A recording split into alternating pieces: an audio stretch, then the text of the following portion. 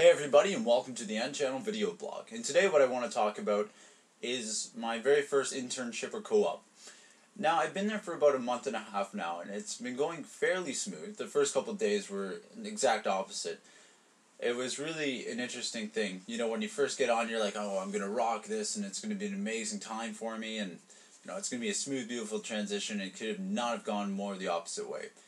You get there and it's just like this massive building. Of course, you have no idea what's going on. There's a million things, and you have to quickly understand it. And they're giving you a tour, and they're pointing out this does that does this. And of course, they're always using acronyms. They're speaking their own language in this factory, and it's just like, I am lost, I am confused, I am a child lost in a factory. What am I doing here?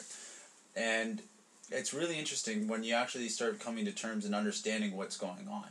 Now, most things are just a very simplistic occurrence, and they contribute to a larger image. So it's all about breaking it down. But my first couple of days there, I couldn't see the smaller images inside all these. And one of the first products they assigned me was really interesting. It was building a variable speed drive, PLC panel. And when I first got it, it was just like, what is this? And it's like 17 different pages of like electrical designs and all this fun stuff, and I had no idea what was going on. And then I was able to analyze it and figure it out and actually understand what to hook up in order to make this thing work. And then the nice thing comes in, it's just, okay, now you gotta wire this all and build it to code. And it's like 4 different manuals like this big of how to properly do this. And of course, you don't know what's going on, so you just assume that you do, and you're asking a lot of help, and it's a very involved process. But it's really cool when you actually transition through and you pull out and you have this wonderful product that actually works. And to me, it's one of my coolest achievements because I built something that's contributing to a larger picture.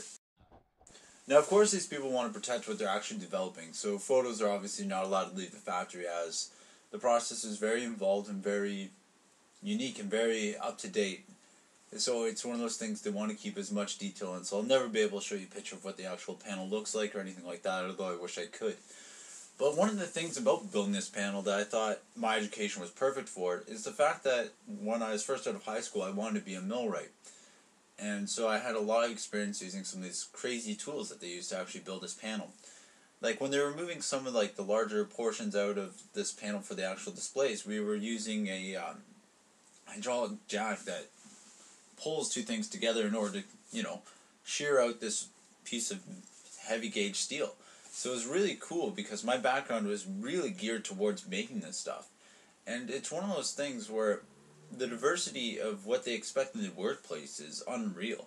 You can't just be an electrical engineer. You have to be an electrical, mechanical, and probably 1,000 other things I'm not fully aware of. And it's one of those things that instantly I didn't really clue on to how fortunate my educational background was. And that's one thing I really want to stress. It's making sure how diverse your education is.